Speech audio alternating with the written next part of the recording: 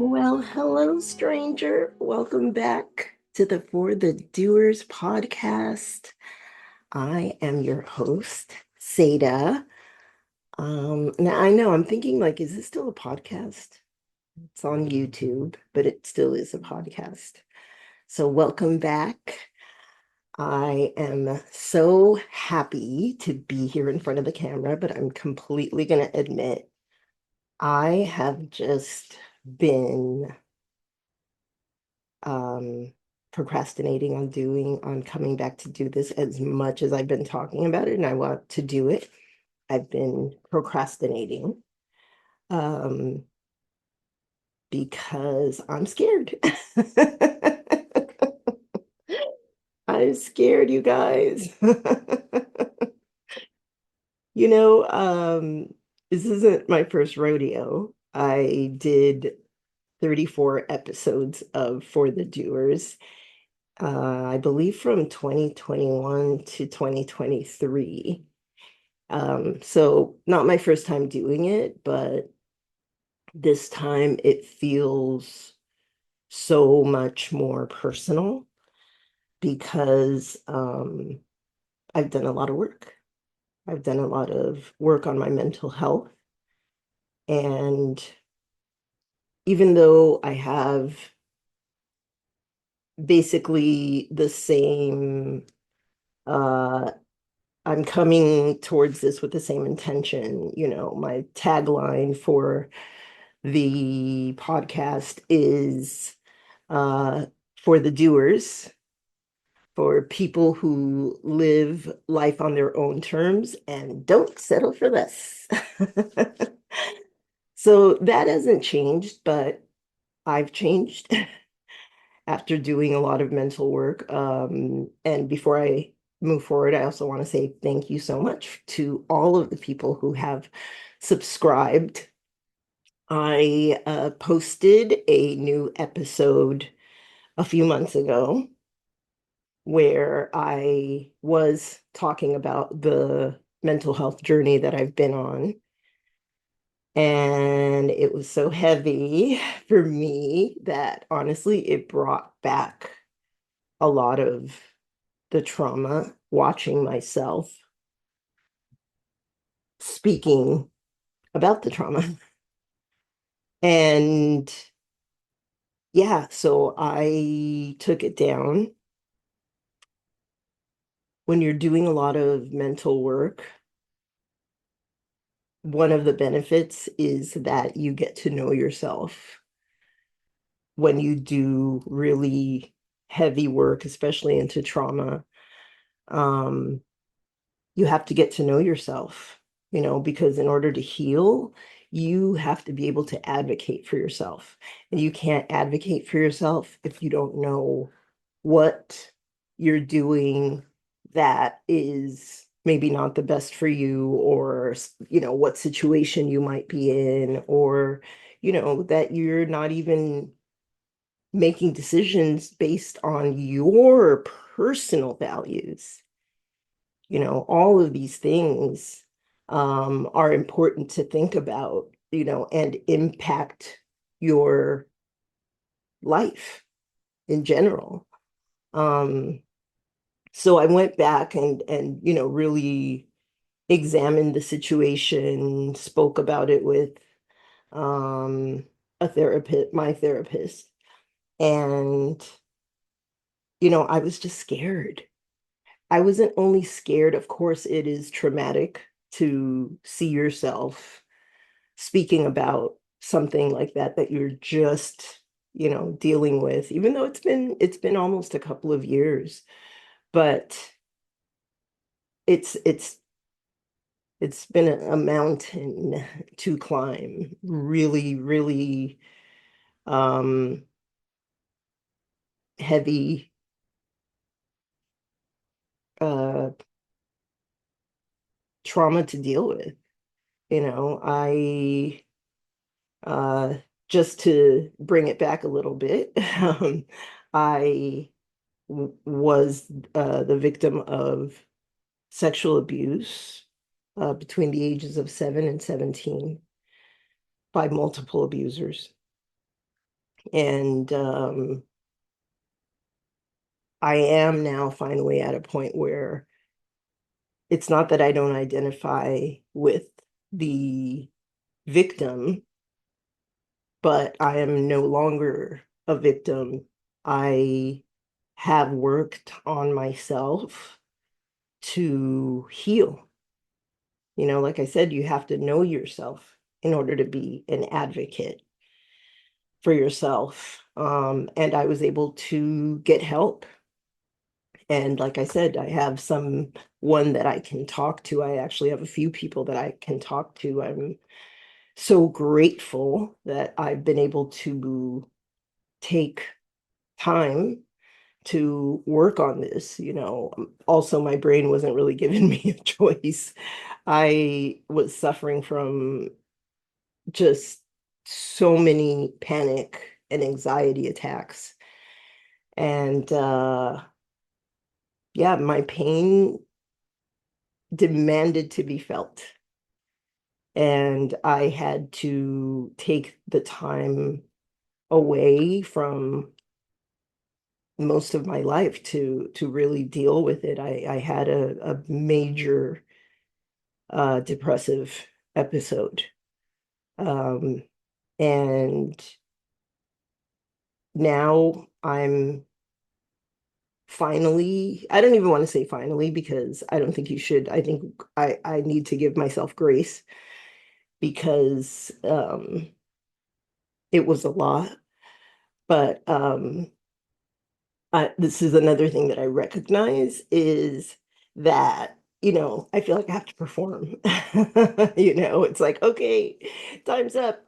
Wrap it up. Wrap up that depression. But yeah, I've dealt with a lot of it, and that's one of the reasons that I wanted to continue to do this, but take it to a deeper level, you know. My ultimate goal is to truly be myself in every situation and never have to wear a mask, because it was detrimental to my health to have a mask on, which I did. Um, but again, that only happens with a lot of introspection and um, professional help, I believe. I think that you can have supportive, wonderful family members and friends that could be supportive, when you're going through something, but getting professional help is, to me, the best thing to do. Um, to help you navigate because that's what a lot of therapists, psychiatrists do for a living. And for me, in my personal experience, it's really helped. That being said, I don't expect to be in therapy forever. I really look at it as I have a situation right now that I have to deal with and I need help. Just like when you go to the doctor, because it's your mental health is just as important as your physical health because it can be damaging if you are not taking care of it. And yeah, so that's why I wanted to have these conversations. I know I'm not the only one, but I feel that I'm so grateful to have been given the opportunity to go through something like that and to be able to talk about it and help others. And again, I'm not making this just about that, but I want to have the conversation about living your authentic life, living life on your terms. And for the first time in my life, I feel like I'm doing that. Um, I had to, like I said, climb that huge mountain of facing all of my demons, um, that, when you don't know what you don't know. So sometimes you have a situation in your life that isn't working out, or is causing you stress, for example, and you don't even realize that it was a domino effect from something else, something bigger. Um, and also it just helps to learn coping skills, because again, I don't feel like, oh, I need to go to a therapist forever. I have family, I have friends. I'm lucky to have that. And most importantly, it's the coping skills to live your life in a way that, every single storm doesn't knock you out, because that's life. I'm in my mid 50s, so I've gone through a lot of things. I've lost both of my parents, who were both my best friends. But I had to learn through that grief, how to cope. The people that you lose are never coming back. Um, and that's another thing that the coping skills have helped me with, is to properly, in my mind, not just compartmentalize, but look at these things and say, hey, is this affecting decisions that I'm making? Like I was talking about procrastinating, the fear of doing something different in your life, and doing the work. It's fearful because you don't want to fail. But, what keeps me going is the fact that I have experienced loss, and that makes me realize how precious life is, and how important it is, to make decisions based on your personal values and what you want to achieve in your life, what makes you happy. Um, not everybody can do exactly what they want to do, but you can do what you're good at. You can do the things that bring you joy. And that doesn't always even have to be your job. I think the biggest benefit of doing mental work, again, is the confidence that you get from being your own best friend. And that means, think of the person who you love the most, and, maybe even somebody who you spoil a little bit. Are you talking to yourself the way that you speak to that person? Because you should be. That's another thing that I've learned, is the more I work on myself, the better my relationships are. That's a benefit from working on your mental health, and being your own best friend. I, of course, after losing my parents, I'm so lucky that I have three siblings. We did have another sibling who also passed. But I love my relationships now with my siblings. We're friends. We support each other. And that comes from, our family bond. Even though our parents are gone, I feel like, they're still part of us. And also my really good friendships. I'm so much more uh want to put so much more energy in my good, solid, reciprocal relationships. I have such amazing friends. And, when I was depressed, well, really going through it, through the heavy depression, um, I was on social media a lot, you know. I have a very analytical mind, so I would definitely use the excuse of like, I just want to know what's going on with people, and of course, living in the comments. It's a lot of fun, but it's a lot of time that you spend on something that's designed for you to spend a lot of time. I still enjoy it, but I have my own rules for myself. When I do get on social media is I don't do DMs at all. Unless it's somebody that I know, and then you should just text me. Um, yeah, I don't do DMs because I I don't know. I don't know people who are online. We can I think agree on a lot of things and have a lot of the same passions and things like that, but I would rather spend another half hour talking to my sister on the phone.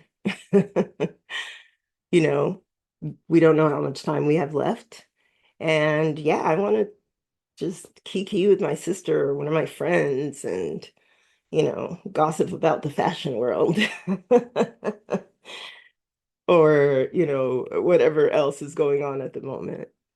Um, because time, I think, is the biggest luxury that we have right now. And we're seeing that and we're, you know, I think appreciating our personal time more. So make the most of it and get rid of the things that don't serve you. Like straight out, just get rid of it, because we can make excuses, but then the more you look at your life, the more you see patterns where things might just not be working for you. And when you really start to love yourself and advocate for yourself in all situations, you will have no problems setting boundaries, you know. And that's what I have done with social media. Every once in a while, I'll get on for like an hour, and see what's going on. If there's something funny going on, Black Twitter's cutting up, I'm there. Or, and these days, who knows what's going to happen at any point. So there are some times when I would rather do that than, I don't even watch regular TV. This is the journey is to, be your authentic self and live life on your own terms. It's not easy. Um, we're all different. We all have different backgrounds and I even have said to my siblings, we might have grown up in the same house, but we had different childhoods, especially my older siblings who were in the Dominican Republic when I was born here. Um, we have different memories, even in the same household, and that's part of building community is that you get to understand other people and not be quick to just say, oh, write this off, There's always something deeper because you're being so kind to yourself. You can be so much kinder to other people, just other human beings in general. So that's part of what the conversation will be about. And where am I now that I have done a lot of work? I am right now in Follow My Bliss. Joseph Campbell is one of my favorite authors. He wrote a lot about the hero's journey, but what I really love is following your bliss. I think that's the key to living a good, authentic life is following your bliss. So what I'm getting back to right now, I'm not still 100% back in action. Um, I also had a car accident last year, which I'm still recovering from. Yeah, following my bliss is about, you know, I'm trying to create my life. Um, because everything is pretty different for me now from how it was before. So I'm rebuilding, transforming. Yeah, so I'm following my bliss by doing the things that I love and make me happy. So I meditate. I started doing transcendental meditation. What year is it? 2025, about 7 years ago. And I've been like this with it, not consistent, but I'm starting it up again. Really helps me to quiet my mind. I also do a lot of gardening. I am an herbalist and aromatherapist. I started doing all of those things about 8 years ago because that was when I really was first diagnosed with depression and clinical depression. And I wanted to find natural ways because I believe in science, but I also believe in nature. And nature should be preventative. I don't believe that fruit, any type of fruit, this is just my opinion. I don't believe that fruits, cure cancer or anything like that. I mean, fruit is great if you need some vitamin C, for example, but I believe in just taking care of yourself. And like I say, being your own best friend by looking out for yourself always, because it just makes you so much better for everything else. So that's why I took on the aromatherapy and herbalism. And of course, I have the garden because I make things from my own garden. I love to learn about the plants and use use them for medicinal or cosmetic purposes. I I'm also starting to grow more veggies because we're getting to that point where it's cost effective and it's healthy. I've almost always grow tomatoes. Now I'm taking a stab at lettuce indoors. So I have the pods in one of these arrow gardens. So let's see how lettuce does indoors. But that's another thing that I do. Music.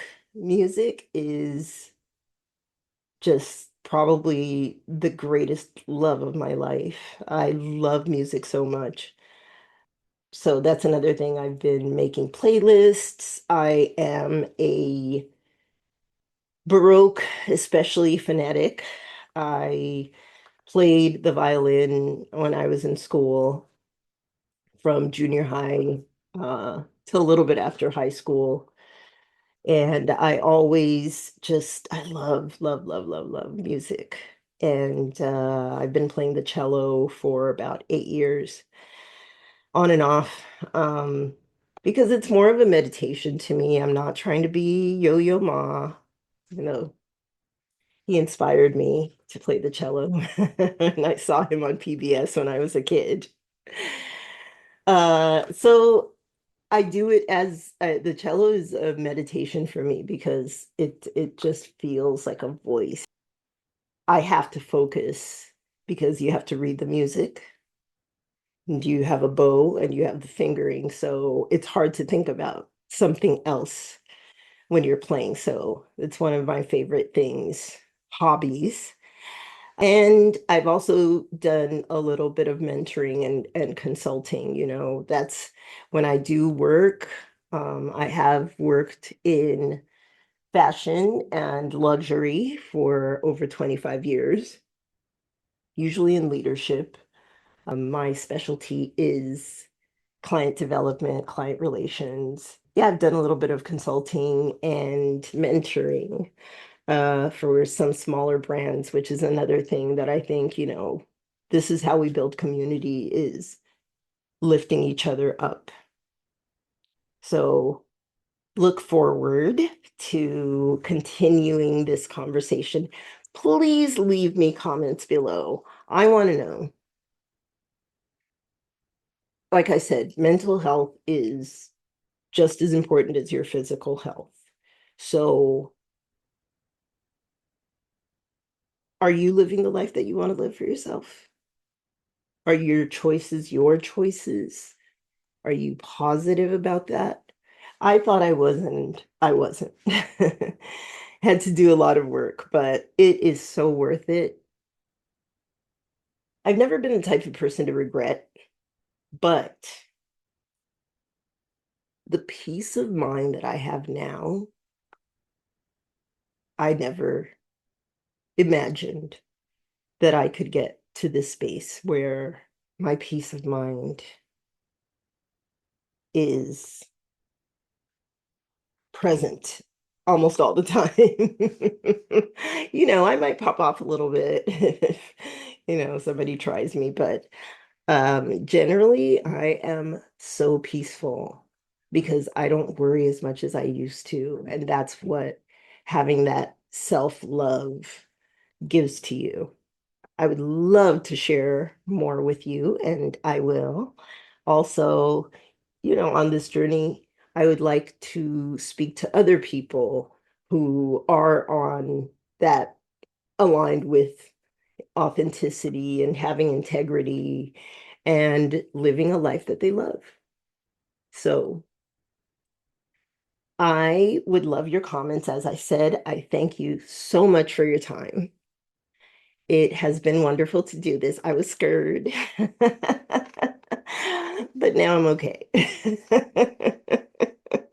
I can't wait to come back next week when we'll continue the conversation. And I want to really speak about, what it is to know yourself, because that's the first step to living the life that you want. Alrighty. Thank you, everyone. I appreciate you. Take care. And most importantly, love yourself. Bye.